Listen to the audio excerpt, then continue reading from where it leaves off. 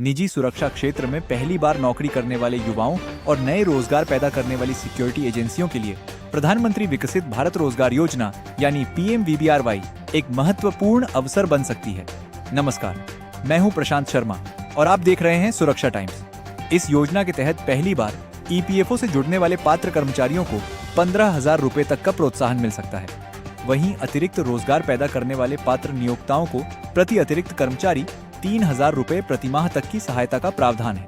निजी सुरक्षा उद्योग जैसे बड़े श्रम आधारित क्षेत्र में यह योजना नई भर्ती बढ़ाने के साथ युवाओं को औपचारिक रोजगार, PF और सामाजिक सुरक्षा से जोड़ने में महत्वपूर्ण भूमिका निभा सकती है।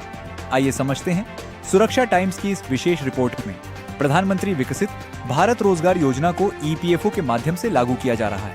योजना के लिए करीब 99,446 करोड़ रुपए का परिव्यय निर्धारित किया गया है और इसके माध्यम से 2 वर्षों में 3.5 करोड़ से अधिक रोजगारों को प्रोत्साहित करने का लक्ष्य रखा गया है। योजना का लाभ निर्धारित शर्तों के तहत 1 अगस्त 2025 से 31 जुलाई 2027 के बीच सृजित पात्र रोजगारों पर लागू है। योजना के भागे में पहली बार EPFO से जुड़ने वाले और निर्धारित वेतन सीमा के भीतर आने वाले पात्र कर्मचारी को 1 महीने के EPF वेतन के बराबर अधिकतम 15,000 रुपए तक का प्रोत्साहन दिया जा सकता है। यह राशि निर्धारित शर्तों के अनुसार 2 किस्तों में दी जाती है। निजी सुरक्षा क्षेत्र के लिए यह इसलिए महत्वपूर्ण है क्योंकि बड़ी संख्या में युवा अपनी पहली औपचारिक नौकरी सिक्योरिटी गार्ड, महिला सुरक्षा गार्ड और अन्य प्रारंभिक पदों से शुरू करते हैं। ऐसे कर्मचारी यदि योजना की पात्रता पूरी करते हैं तो उन्हें इसका लाभ मिल सकता है। योजना का भाग भी नियोक्ताओं के लिए है।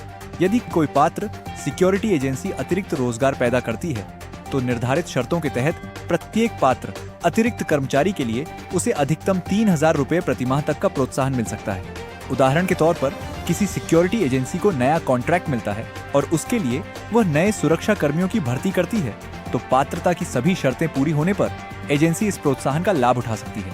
यानी योजना नई भर्ती की लागत को कुछ हद तक कम करने में भी मददगार हो सकती है। देश का निजी सुरक्षा उद्योग बड़े पैमाने पर रोजगार देने वाला क्षेत्र है।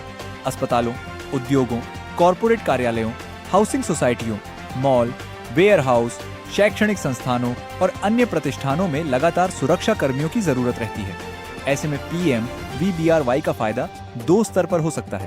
पहला, पहली नौकरी करने वाले पात्र युवा को आर्थिक प्रोत्साहन और दूसरा, अतिरिक्त रोजगार पैदा करने वाली पात्र सिक्योरिटी एजेंसी को वित्तीय सहायता।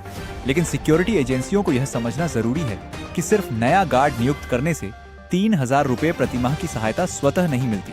इसके लिए एजेंसी और कर्मचारी दोनों को योजना की निर्धारित पात्रता, EPFO रिकॉर्ड, अतिरिक्त रोजगार की गणना और रोजगार की निरंतरता सहित लागू शर्तों को पूरा करना होगा।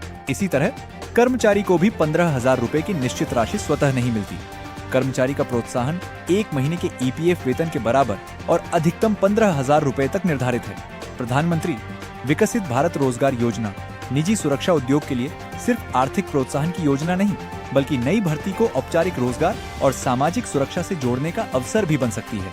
नई भर्ती, EPFO पंजीकरण, सामाजिक सुरक्षा और नियोक्ता को प्रोत्साहन, इन चारों को सही तरीके से जोड़ा जाए तो यह योजना निजी सुरक्षा क्षेत्र में रोजगार को अधिक संगठित बनाने में महत्वपूर्ण भूमिका निभा सकती है। योजना की वास्तविक पात्रता और मिलने वाला लाभ EPFO रिकॉर्ड तथा सरकार की लागू शर्तों के आधार पर ही निर्धारित होगा।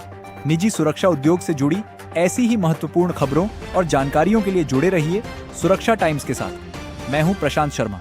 धन्यवाद।